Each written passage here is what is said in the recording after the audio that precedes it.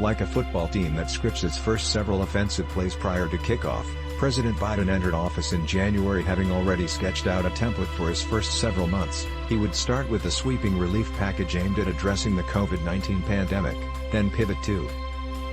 This White House has executed that game plan with a discipline not seen since, well, before his predecessor took office. And though Biden's ambitious legislative agenda is nearing possible completion, the political scoreboard is grim. His approval rating is a paltry 42%, according to a recent NPR/Marist poll, clear evidence of the public's frustration with the president's inability to eradicate the pandemic and ease their concerns about the economy. With the unexpected boon of a Senate majority following a Democratic sweep in two Georgia runoff elections just weeks before he took the oath of office, Biden succeeded in March in enacting the first piece of his agenda, the sweeping $1.9 trillion American Rescue Plan, which authorized a massive infusion of federal aid aimed primarily at working families grappling with the pandemic. With his approval rating still above 50% as summer arrived, the president looked to build momentum, splitting his recovery agenda into two bills, an infrastructure package he believed could win bipartisan support and a second bill with enhanced benefits for working families he planned to pass with.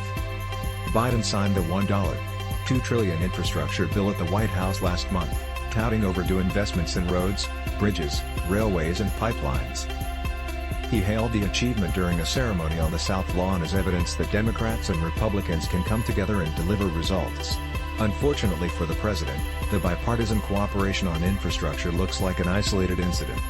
Meanwhile, the second recovery bill, already scaled back significantly, stalled for weeks in the evenly divided Senate, where Senator Joe Manchin III has been reluctant to back the package, leaving Biden short of the 50 Democratic votes he needs to pass the $1.75 trillion measure.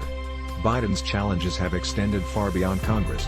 The pandemic he declared independence from in July persists with the emergence of new variants. Although some 200 million Americans are fully vaccinated, 40% of the country has opted against getting the shot, mostly in heavily Republican areas that have resisted the president's pleas and vaccination mandates despite a rising death toll.